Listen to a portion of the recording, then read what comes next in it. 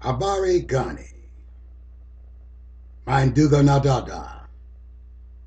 This is your Nduga, Abu Amen Ra.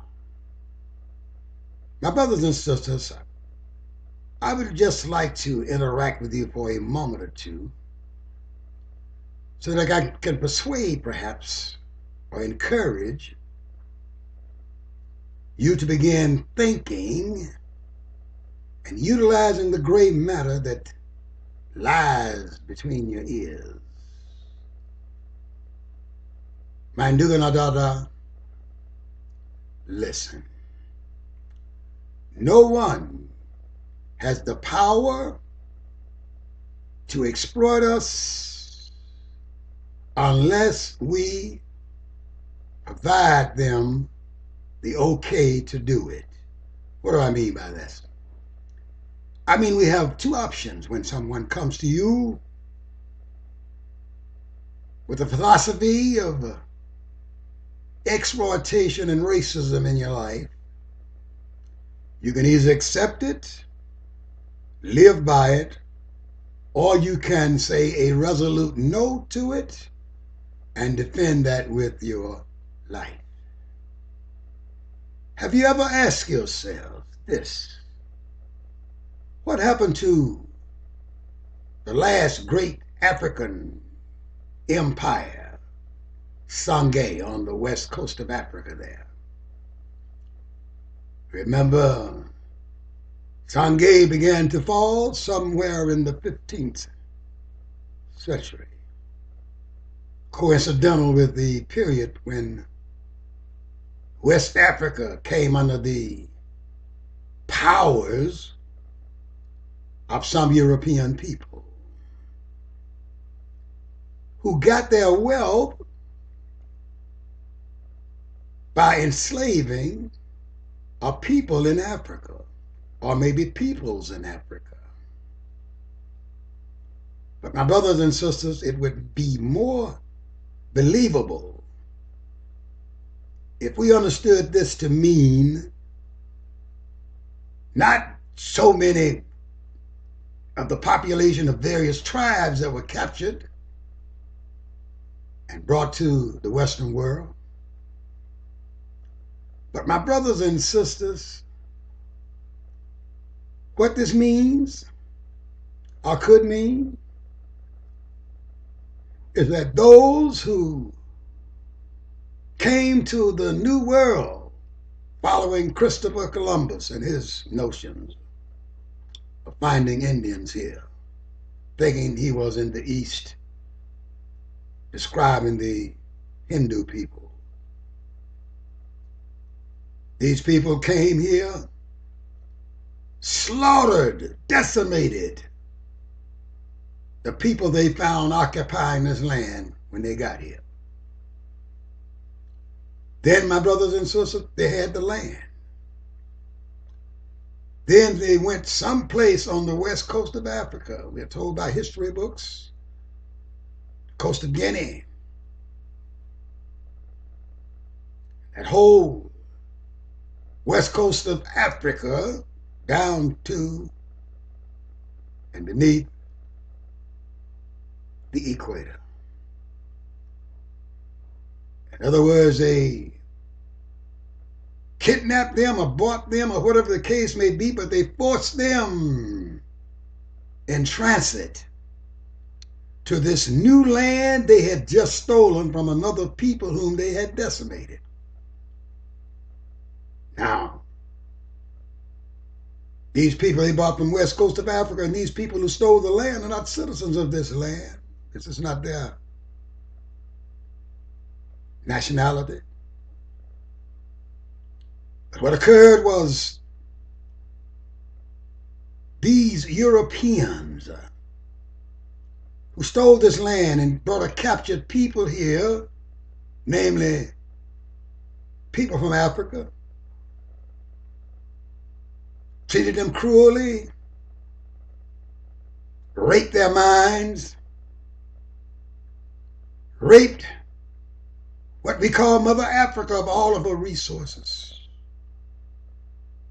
Then took the labor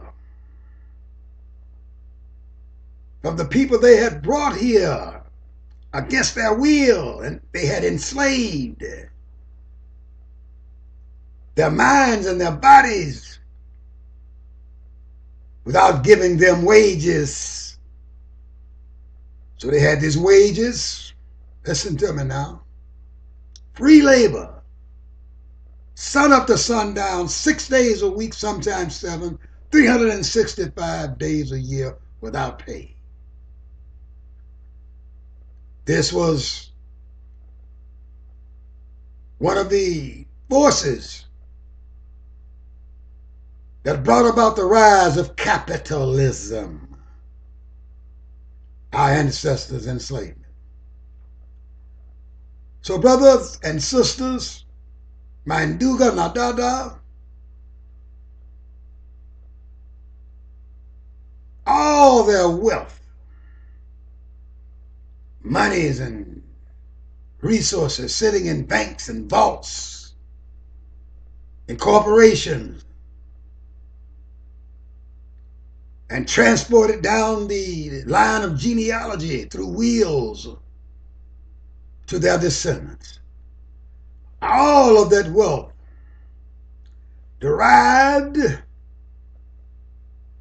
from our stolen resources they took from us and out of Mother Africa and utilized for themselves,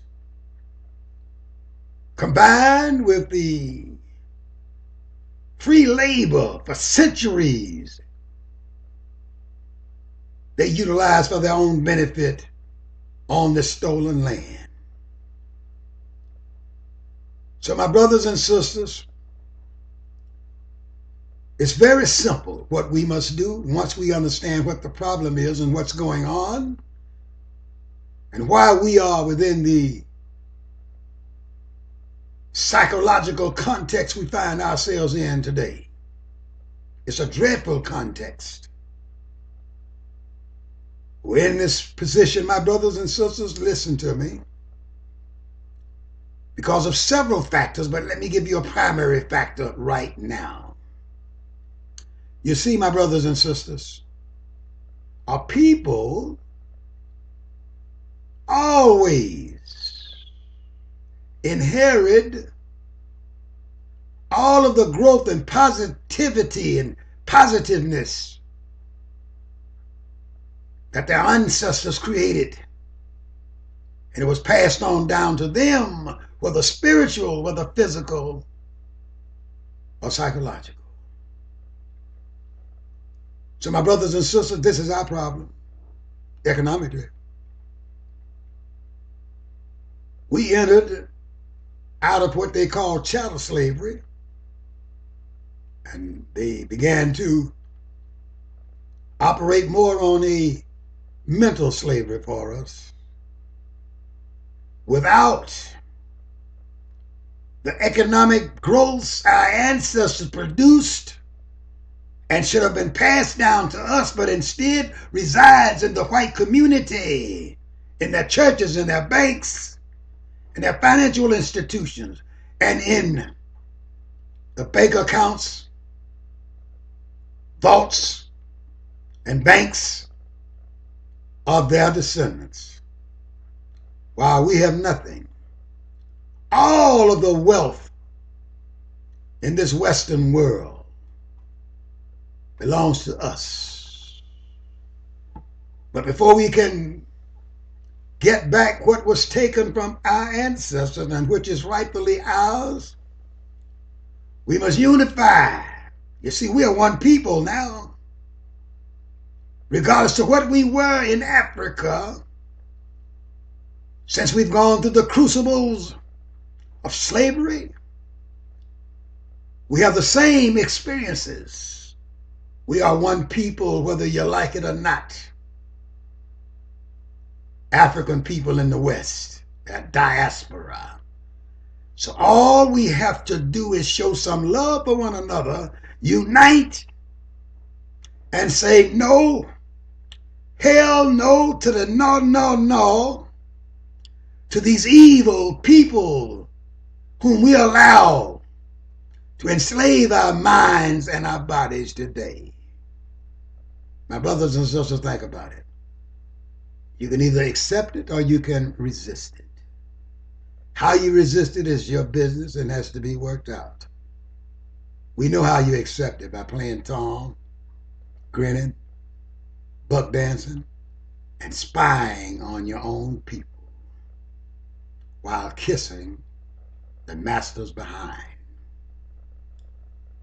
So my brothers and sisters, my Nduga Nadada, we must realize we are one people, but someone keeps us divided for their own personal interests. So we must come together as one and resolutely say no to oppression, whether political, military, or economical, at this particular time. You understand what I'm talking about, my brothers and sisters? Once again, y'all, peace. Hotel.